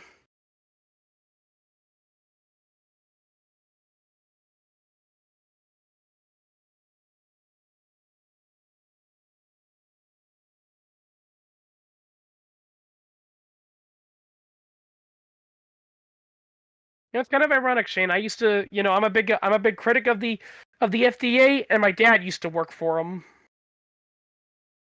Oh, what did he do? He was an inspector, basically. I think he worked for the branch where they actually went to foreign companies that import stuff into the United States, and he investigates their factories. Because I know, he was in the FDA for most of his life. When I was in high school, that was when the scare over lead was coming, so he went to China a lot because that's when a lot of the lead scares were coming around. Because basically the Chinese were putting lead in pretty much everything. Yeah. Yeah. I mean, it's really Yeah, hard to tell how much of it was leaded gasoline, how much of it was lead paints, how much was lead pipes, because they got rid of the lead and all those things at the same time. So it's hard to say like what portion each one had of the problem. Yeah. Sorry, that one sneaked past.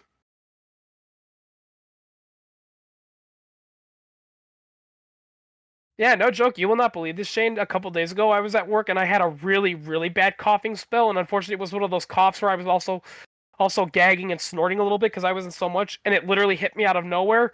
And one of my coworkers came up and said, "Chris, could you please not do that? That's gross." I didn't. I fought back. I fought. I didn't say anything for obvious reasons, but I was just thinking, listen, I'd stop if I freaking could. Yeah. Yeah. Asking like a person with. Yeah.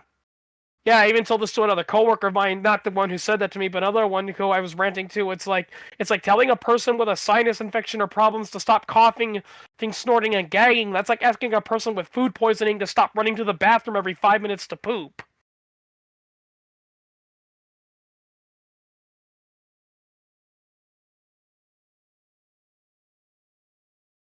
Hmm.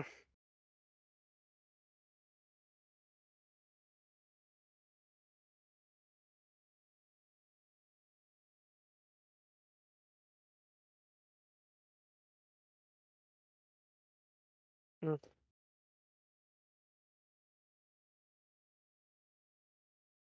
I think of that cold wave we had. It's bad. You said North Carolina's pretty bad too. Oh yeah, we got it bad. Hmm. Yeah, it's especially bad for you because you said that cold, low pressure winter weather. It's really bad. It's really bad for your pain. Oh yeah. It's cold weather, high humidity, and low barometric pressure. And there were several days there where we had the trifecta. We had all three of those at once.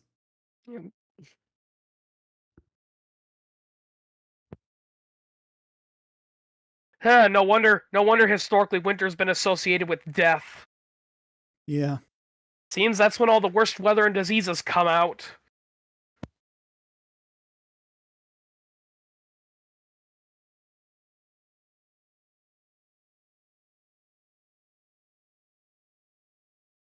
It's supposed to be warmer this week.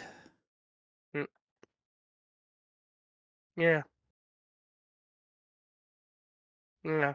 Oh, last week it was freezing cold and we had a massive frozen temperature. It's clearly man bear pig. What? Next week it's supposed to warm up? Oh my god, man bear pig. Oh, hang on, my mom's calling. All right. Okay, then let's see what else is in the news.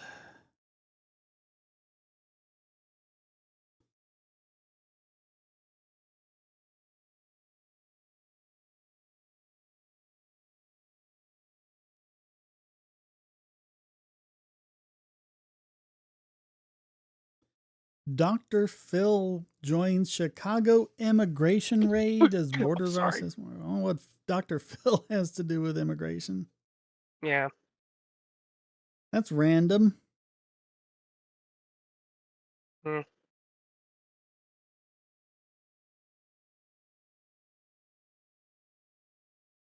Oh, Southern California finally got rain and snow. Yeah. So maybe that'll help at least. Well, and the thing is, California politicians are blaming man bear pig for the fires. It's like, no, it's mismanagement, because I think you brought it up before, like literally, California has plenty of water, has tons of natural sources of water. So this whole drought thing, it's like that's not possible because they have plenty of water. It's because the government keeps mismanaging it. Yeah, they just keep redirecting it straight into the ocean. And then saying, hey, wait a minute, how come there's all these droughts and all these fires? Yep. And the funny irony is that a lot of it is done in the name of quote unquote protecting the environment.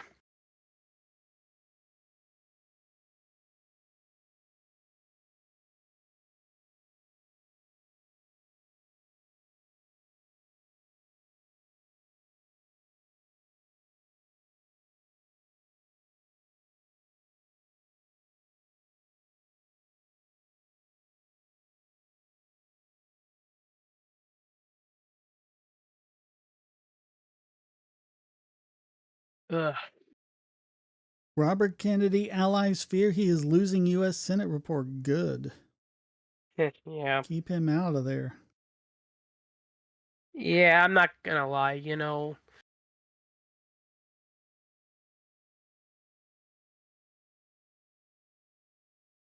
I mean, the That's one people thing. who have been in there weren't great, but geez. Yeah. Like, Robert Kennedy, he seemed promising at first because he was talking about government and all that, but then he started spouting on about vaccines, and I'm like, oh no, he's one of those guys. We always knew he was. They were just, denying it at first. Oh, no. He's not anti-vaccination. He's just pointing out the corruption of Pfizer around the COVID vaccine. Nope. He's anti-vax through and through. Yeah. Oh, you mentioned vaccines. We're going to get blocked now. Oh, yeah. Yeah. I can't believe that happened. Like, I looked back and you showed that clip, and I'm like, where did we spread medical misinformation? And as I pointed out, we weren't even really talking about, myths or anything. All we were primarily talking about how even well-respected medical journals and all that can be fooled by hoaxes. Yeah, and just saying that, vaccines do not cause autism. And yet, the Lancet kicked off that big fear, and some other medical journals fell for it too. Yep.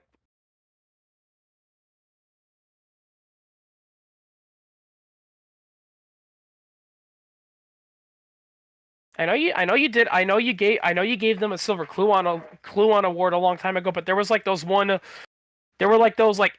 scientific interns. I think it was in Australia, and they got a silver Cluon award because they were getting so fed up, with being harassed by this scientific journal and all that they sent the scientific thesis, and all it said was get me off your effing mail list. Yeah. And the thing is, this was a well-respected scientific journal, and they published it like as scientific research.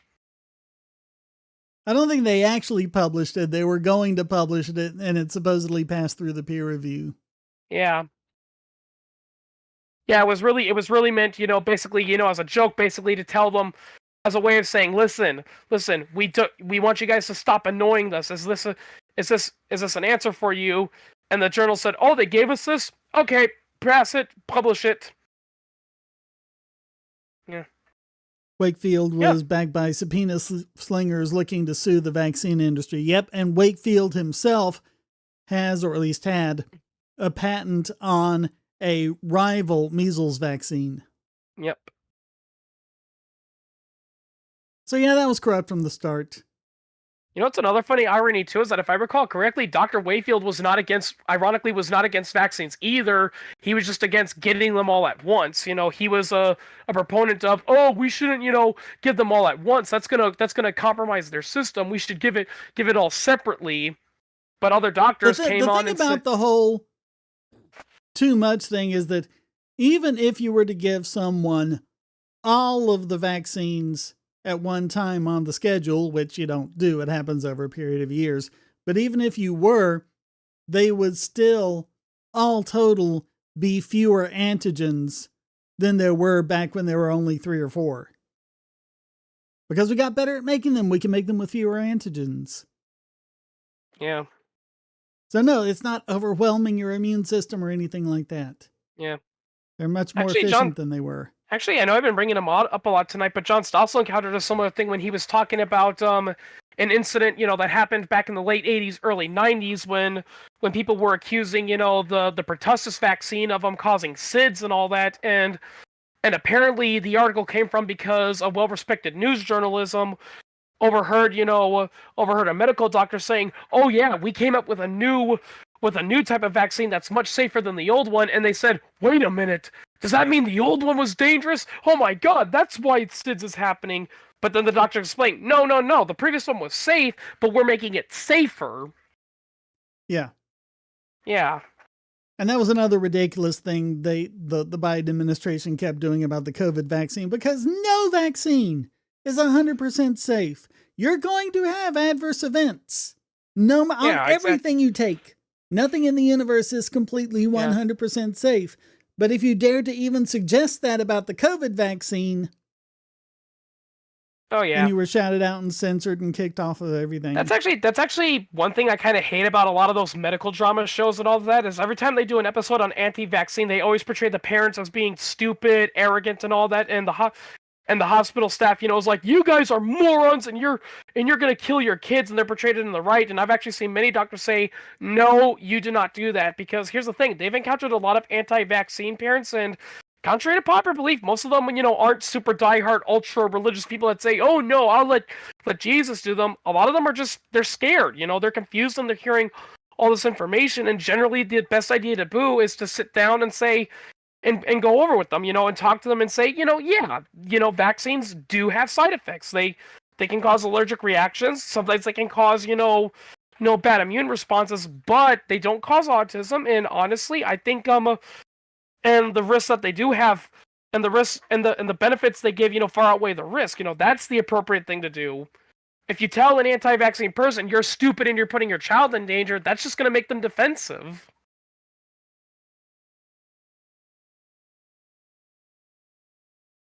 See, vaccines for other STDs. Well, they do have HPV, and you see what's happening with that. Why? What's happening with HPV vaccines? Oh, just the religious morons. You have them from one side and the RF Kennedy Jr. people from the other. Yeah. It's like a twofer. It's a vaccine, and it's about sexual stuff.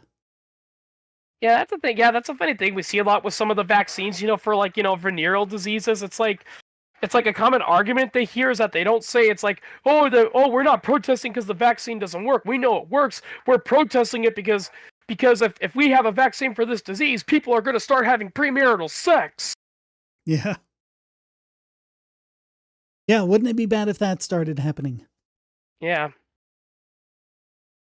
Hate to break it to you folks. Yeah. These days are no different than the old days. It might be a little more out in the open, but it was still happening. Yep.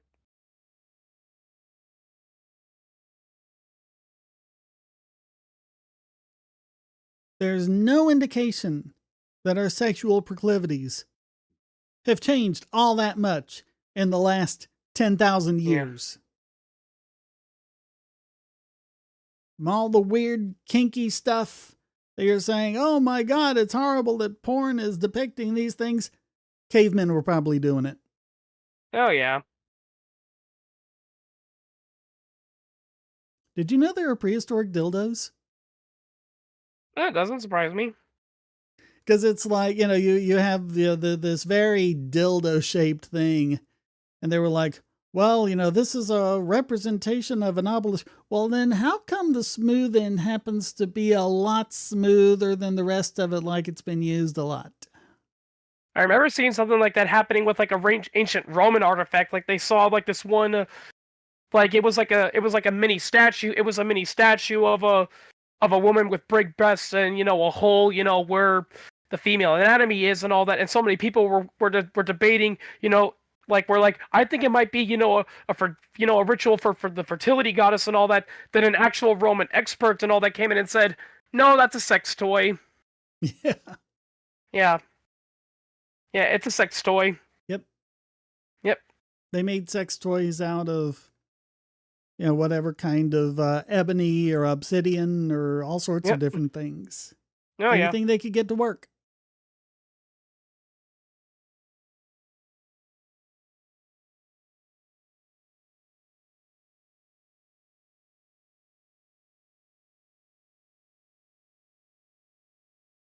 They were clever and they were horny. Yep. That's just what it's all about. That's why I love the YouTube channel Metatron, because he's a big he's a big history nut for the Roman Empire, and like pretty much everything you were taught about the Roman Empire in history, a lot of the stuff that you're taught in pop history, it's bull crap. Yeah. Like, this idea that they were psychopathic maniacs that were having orgies and killing people all the time. No, they weren't doing that. That was mostly Christian propaganda.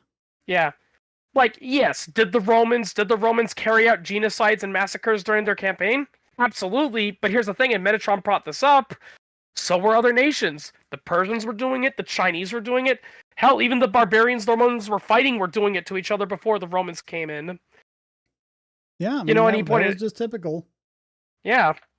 Yeah, and people pointed that out. The only reason the barbarians of Gaul and Germania and England, weren't carrying out genocides on each other wasn't because they were noble savages. It's because they had a much greater enemy, which was the Roman Empire. So they said, look, whatever political differences we had, let's put that aside so we can fight Rome. We don't have to condone, what the Roman Empire did, but, we can't act, like, oh, Rome did this. They were clearly a nation of savages. It's like, no, it was just, it was just different times back then, In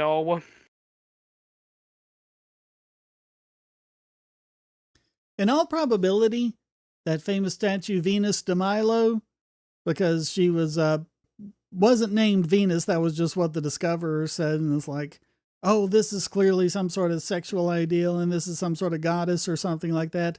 Nope. In all likelihood, she was a prostitute. Yep. Because they were trying to figure out like what position her arms would have been in. Because the arms weren't there. They'd already broken off and who knows what happened to them. But it's just like a weird position.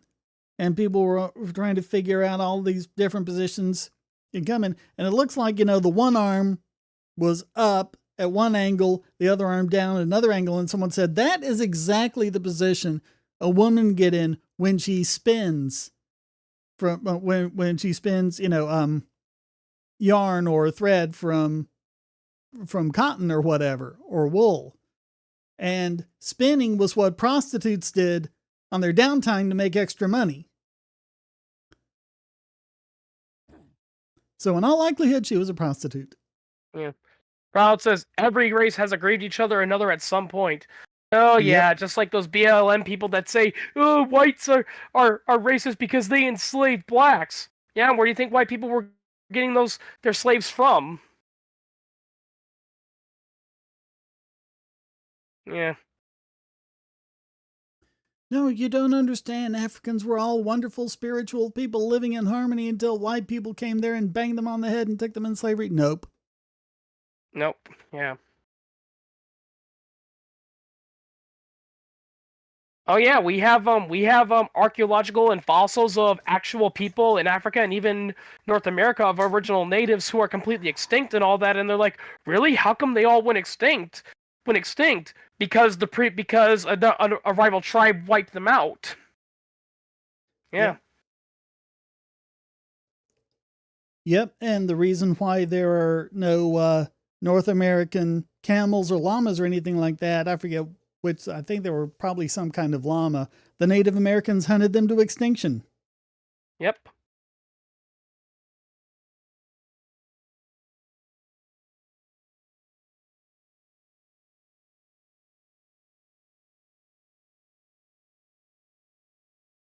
Yeah, I know you mentioned, you mentioned how many people like to blame free markets for things that were caused by a state, but it's a fun thing that gets blamed on the free market, but it was actually caused by the state. The reason why the American buffalo almost went extinct in North America. A lot of people say it's like, oh, because it was a free market and people were shooting and killing them like crazy. No, they were because they were a primary source of many rebelling, Indian tribes. The government was literally telling people, if you see a buffalo, kill it.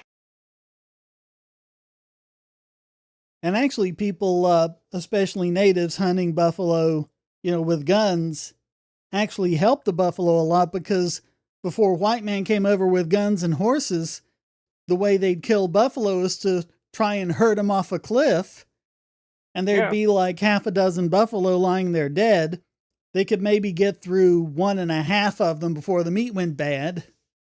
Yeah. And the rest just rotted. Yep. This whole thing about, oh no, they were thrifty and they always used every last piece of the buffalo. Bullshit. Yeah. Well, I mean, yeah, some tribes probably did, but that's another thing too that I find so funny about a lot of social justice warriors is that they take the traits of some American Indians and apply it to everyone. Like yeah, there were some genuine, Native American tribes that were one with the earth. They were peaceful and they had basically the cliche lifestyle. And there were other tribes that were pretty much just like us. They were just trying to survive, and while they did have their rituals and their respect for nature, it was only for a practical level.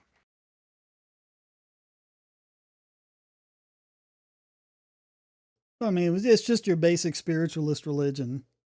Yeah,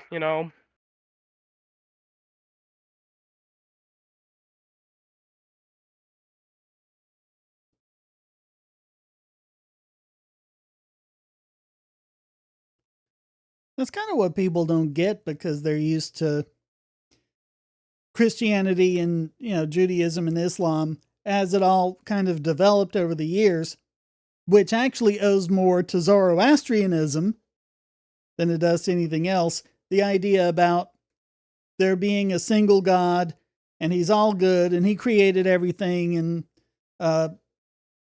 he rewards the good and punishes the dead and things like that. All that's from Zoroastrianism. That's not from the Bible or anything. And that was such an influence on all these Western religions. But when you look at Native American religions, African religions, Eastern religions, that kind of stuff doesn't apply. But when they look at Hinduism or Buddhism or whatever, and they try to look at it in that light, you end up with this confused mess because that's not what they're like at all. Oh yeah.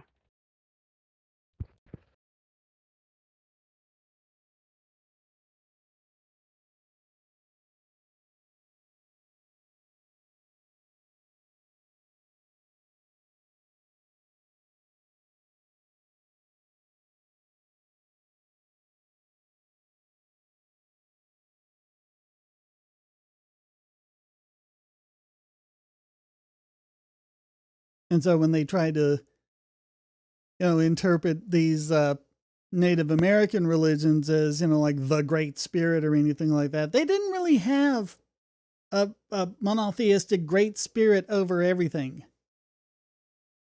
Hmm. Yeah, It was just sort of the collective spirit of their ancestors. Yeah, I remember I took American literature in high school and all that, and we talked, and the first course, we talked about Native American legends and all that, and one funny thing that I always found funny is that, and this is actual, this came from genuine Native American sources. A lot of their creations, they literally have multiple interpretations about how the world was all creative, and they flat out say in that it's like some say this happened, some say this happened. We don't know. So at least they're honest.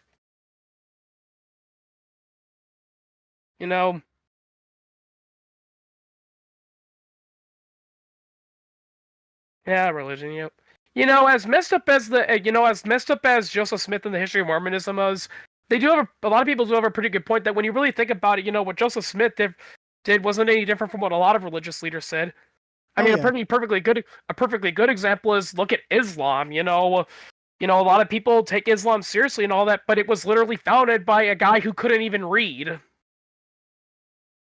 Imagine if a guy anything, Joseph Smith was a much nicer and better guy than Muhammad. Yeah. That's the thing I find so ironic is Muhammad Ali. His real name was Cassius Clay, and he was named after a famous abolitionist, and he changed his name to the prophet of a religion that not only endorsed slavery, but its founder was a slave owner himself. It's funny because people brought that up because he said he was getting rid of his slave name. Yeah. By changing it from a famous abolitionist and civil rights advocate to someone who literally endorsed slavery. and whose religion still endorses slavery in many parts of the world. Yeah. Yeah. Then again, I did read one funny Most of comment the countries that still have slavery are Muslim countries. Yep.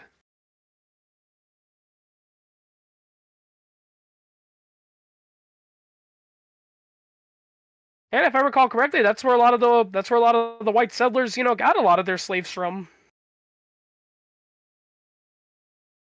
Well, they mostly got it from Africa, from the Ashanti. They were different. Yeah. Or it's I another don't funny think he thing is you really see had Islam through Africa to the extent you did later. When they were going through, especially in the 19th century, and just colonizing and conquering everybody right and left. And I think it was kind of like a land grab. How many could the Christians get versus how many the Muslims could get? Or it's another funny thing, and I have seen some black activists do this, is they don't convert to the Nation of Islam, but they change their name to an African name and they pick Swahili. And as many people pointed out, that's very unlikely because almost all the African slaves got by, that were taken by white Europeans. They came from West Africa, and Swahili is an East African language. Yeah. Yeah. Or they wear those, quote-unquote traditional African garbs, only for many people to point out, actually, those garbs were typically worn by the the Ashanti, guy who, who owned slaves and was basically the chief of the village.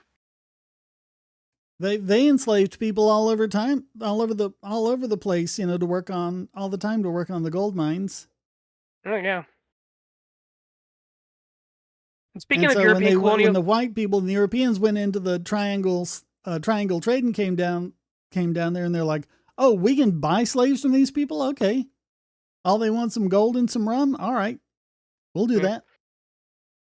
Oh, by the way, it's another case of people blaming capitalism for actions of the government. The Belgian Free State. Yeah, so many people are like, yeah, the Belgians did all this and it was owned by all these Belgian corporations. I'm like, no, it was controlled by the Belgian king. Yeah, Parliament didn't have access to it, but the king sure as hell did.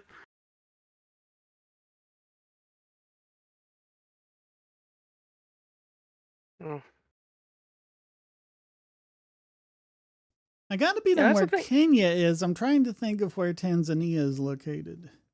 Tanzania is located in the west. I think doesn't it border Somalia? I'll look it up. Hmm.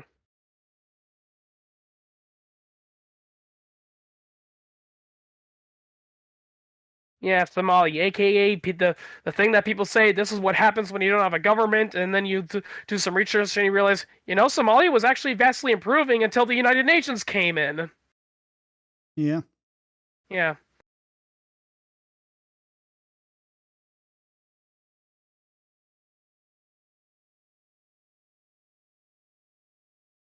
Okay, why is no one showing me a map? Come on, Wikipedia, do your job.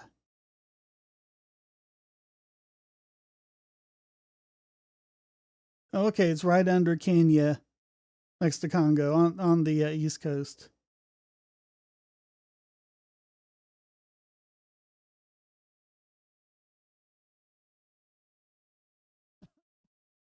Another thing too, a lot of social justice warriors get wrong about the history of colonialism is that many European colonial powers, they didn't colonize Africa because they were evil, racist white men that wanted to enslave, the poor Africans.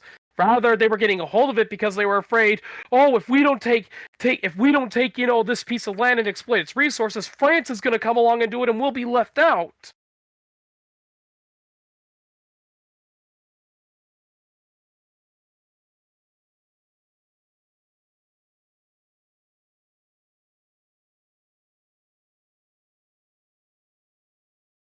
I mean, this goes back to what we were saying about World War One. One of the reasons why World War One started was because as Germany got richer and more, and more politically influenced, it started getting colonies in Africa and Asia, and France and England threw a fit because they're like, hey, you can't do that, Germany. Only we can do that. That's how it usually goes. Yeah. It's just like they're complaining about TikTok spying on Americans, and that's our job. Mm.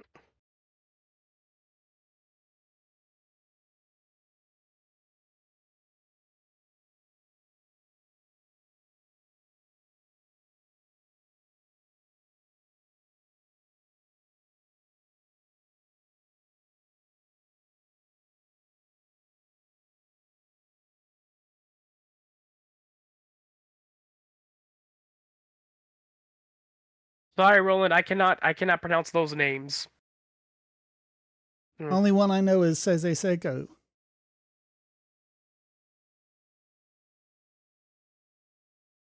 Mm. I still find that one BuzzFeed thing saying, why can't you pronounce this convoluted African name, but you can pronounce Arnold Schwarzenegger correctly. First of all, I can't always pronounce it correctly because I have had cases where I've said Arnold Schwarzenegger and they've said no, it's Schwarzenegger. You're saying it wrong. The only Schwarzenegger. reason, yeah, and the only reason anyone can pronounce his name is because he's famous and we hear his name all the time. Oh, I mean, take that same white person you're talking about, show him an Icelandic name or one of those big long Russian names or something. See how well he does. Or better yet, Welsh. Yeah. Yeah. Like, can I buy a vowel? Yeah. I actually asked. What's that one Welsh town that has? I think it's like the longest place name in the world, and it's this really long sign, and it's mostly consonants. Yeah, I remember seeing like a video about that one time, and people like it was actually I think it was a YouTube channel about Ask a Welshman, and they asked them like why do Welsh towns have these weird names and all that, and they said basically it's because when Britain colonized the Welsh people, they tried to implement our their language into ours. But the thing is, the ancient Welsh people didn't actually have an alphabet. We used runes. So basically, Right. when the English basically gave us an alphabet, they literally just took what we said and just literally wrote it down phonetically. Well, no, it wasn't phonetic, and that's like the problem. Yeah. Like instead of a TH, it's DD. Yeah. It's basically kind of similar to what the U.S. did when we gave the Hmong people their own alphabet. Because up until the Vietnam War, the Hmong didn't have a writing system. It was their language was handed down.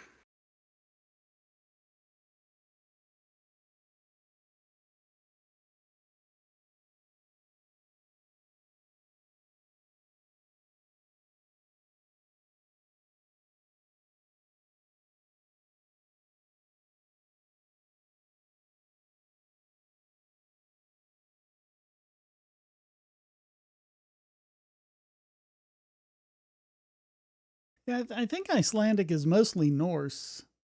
Yeah, it's mostly Norse. From what I understand, it's probably the closest to Old Norse that's still extant. Yep. Because even Norway has kind of moved on from it in their language.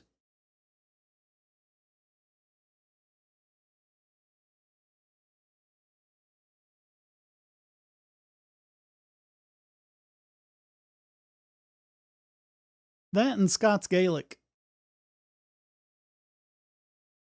And yeah, now a lot of people realize Gaelic is actually a type of Norse. Yeah. Because that's who they were. Yeah. Because the native Britons, weren't they wiped out by the Vikings like 5,000 or 6,000 years ago or something? They might have been. And it's weird because from the remains they found and the DNA they've done, they found that the proper Britons, the ancient Britons, had dark skin but blue eyes.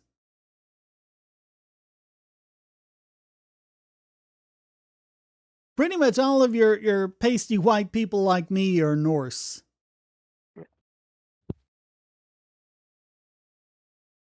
And it's not really because of living that far north away from the sun and like, okay, you need vitamin D, because if you look at the Inuit and you look at the Tlingit and look at all these other polar native tribes, they're all darker skinned. It was because the most of those others were eating sea mammals. And so they ended up getting a lot of vitamin D in their diet. And so they didn't need the lighter skin. But the Norse were probably eating like fish and shellfish or something like that, and then weren't eating sea mammals. And so they needed the lighter skin to get vitamin D. Oh. So no, polar climate does not necessarily mean white skin because of Yeah. lacking vitamin D. You can get it in your diet, but if you're not, you got to evolve white skin. And that Yeah. was the Norse.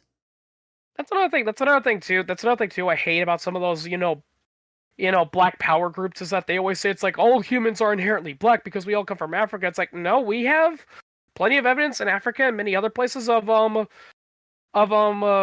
skeletons of primitive humans with other features like Caucasian or what we would call Asian features. Yeah. Yeah. Yeah, ancient Egyptians would have looked more like darker skinned white people than African black people. Yeah, Metatron actually did a video on that. What did ancient Egyptians look like? And they said, contrary to what some people say, they actually would have been kind of olive color. As I think that's what the term was, olive color, meaning. Well, they meaning point to these statues and like, look, all the statues are black. The statues are black because they're made out of obsidian, but they painted the statues. They wouldn't have looked black back then. Oh yeah, many people. I mean, many people have pointed out. The irony is that age and decay actually made a lot of those ancient Greek, Roman, and Egyptian statues look better because they were originally painted, and we can tell, by studying the ancient, paint residues that they would have looked kind of freaky in their heyday. Oh, they were brightly colored. Yeah. Very brightly. Mark Antony would have had lots of, if he had like this blue tunic with like red highlights on it. Yeah. Yeah, they were brightly painted. It's just that paint doesn't last that well on marble. Yep. And so when they were rediscovering it in the Renaissance, they were like, oh, these were bare marble statues, so we'll make our statues like that, like the statue of David. Yep. But nope, they were painted very brightly. Yeah, statue of David. I brought that up when I was talking to a friend of mine about South Park. I was watching the toilet paper episode, and their art teacher is mad because the boys are using their pottery class to make penises and all that. And I jokingly said, I don't get what the art teacher's so offended about. Some of the best sculptures in the world are of penises. Yep. Yeah.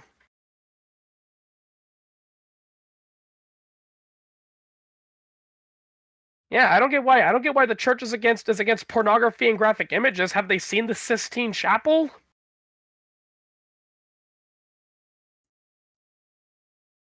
Yeah, and I mean, even like the Parthenon was painted. All those little, especially like the relief sculptures up at the top, those were all painted. The columns were probably bare marble, but like all of the features and the trim around there would have been painted. And so when they do these movies, about ancient Rome and it's all white and the Parthenon's white and the Colosseum's white and all the buildings are white and everyone's tunics are white. No. White would have been something you rarely saw. Oh, yeah. Yeah, here's another fun fact that's actually a lot more modern than people fail to realize. Wearing, the bride of a wedding wearing white. I remember reading. Yeah, that's pretty much a 20th century thing. Yeah, I remember reading that historically speaking, it was actually the bridesmaids that would wear white. The bride would wear a brightly, very lavish dress that was very colorful because that's the whole point. It's to symbolize wealth, And for the bride to stand out because yeah, it's her day and she's the important one. Yep. Now it's the other way around. The bride wears white and then the bridesmaids wear, whatever the wedding color is. Yeah.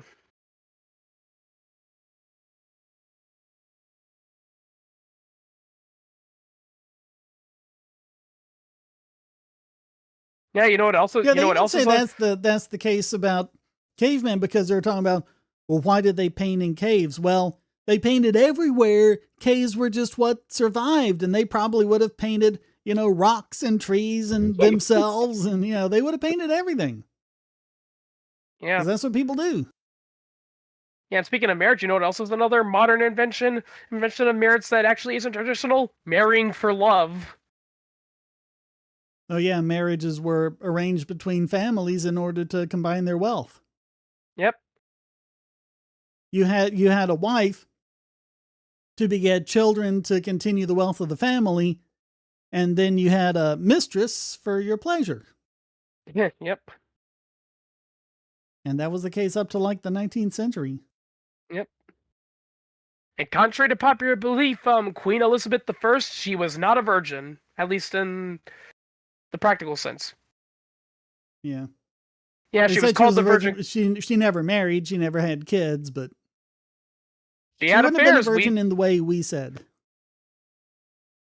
Uh, and people are like, well, how would you know that? It's like because we literally have, handwritten notes from her to several, lords and dukes who visited her, and she goes into and their love notes, and she went into very, very graphic detail, about their rendezvous. Yep.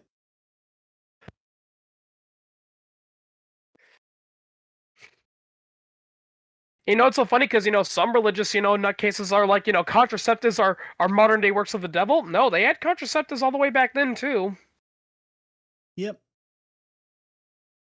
They weren't as effective, but Yep, they were there. So when I read a lot about religion, I'm starting to realize a lot of the stuff that they say like, oh, that's actually a sin against the Bible. That stuff doesn't appear until like the 1920s when we had that new like Bible revolution. Because historically, the church used to be a little bit more laid back. yeah. Yeah. You didn't really have that kind of ultra fundamentalist drive until the 20th century. I'll be right back. In fact, biblical literalism is kind of new. Hurry up, Chris. We got to wrap this up. It's getting on 8 o'clock. Now's the final chance, chat, for any last minute things you want to say. Apologies again for not being able to do Odyssey and Rumble, but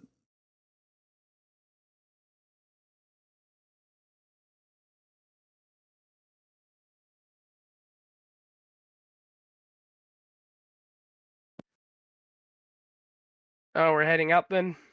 yeah, it's 8 o'clock. You got anything you want to get off your chest before we go? Other than some phlegm that I feel building up, no. Get that out of your chest, not off your chest. That's a Yeah. whole different idea. That's what I'm going to try and do. So thank you all for joining in. Thanks everyone who supported. Until next time, stay strong and be free.